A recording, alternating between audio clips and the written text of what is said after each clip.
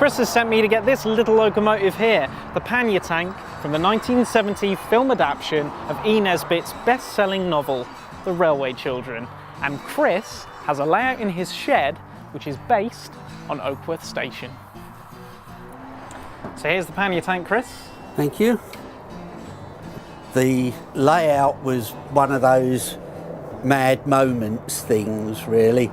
I've always loved Lionel Jeffries' version of The Railway Children, which was shot on the Keighley and Worth Valley Railway, particularly using Oakworth Station. I'd always wanted to model it, and I figured that if I did it in O gauge, I could actually have figures of the main characters from the movie.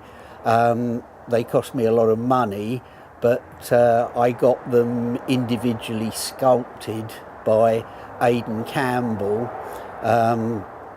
There are three children, the three children sitting on the fence there, which is one of the sort of classic scenes from the movie, and there's the closing sequence where she runs towards her father shouting, "Daddy, my daddy," which is the kind of iconic scene from the movie that everyone remembers. Wonderful.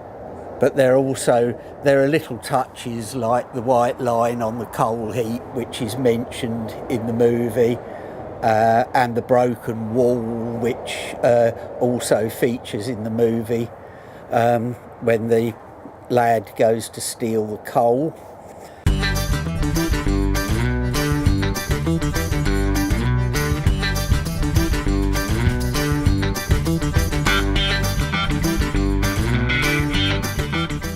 This is Chris's Cornish layout. It's double O gauge and it's called Polwydalen. And I'm saying that right, aren't I, Chris? Yeah. Good. So Chris is controlling it at the moment, and as you can see, it's DCC, or as you can hear, because you can hear the sound of the trains rolling around. And this was the subject of a recent model rail project, and also the subject of one of our recent bookazines, How to Build a Model Railway, in which Chris describes every single aspect from baseboard to track laying to creating the scenery and the buildings. And I think we'll have a little look at the buildings now.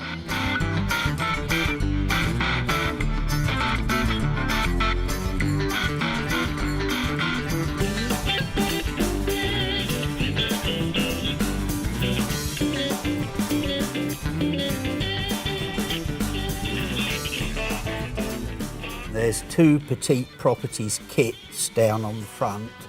The rest are built from foam board and card with various different finishes, will sheets and scale scenes printed sheets. Now, you've got lots of figures as well, and they're really important in creating this sort of bustling beach scene, aren't they? Yes. It's very difficult to find 4mm scale figures in sufficient variety for a job like this. So I've used HO scale figures, which are slightly small, but I don't think it matters because generally speaking, model buildings are undersized as well. So it all fits together quite nicely. But the only people who make figures that are suitable for beach scenes are Pricer and Nock, two German manufacturers. And it took me about 18 months, I suppose, to gather sufficient figures to do the layout, because they tend to come out in batches.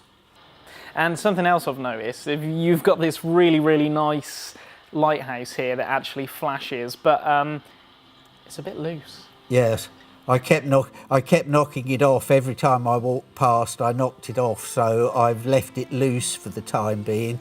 But it's actually, believe it or not, it's a model from Thomas the Tank Engine. It's from Bachmann's American Thomas the Tank Engine range.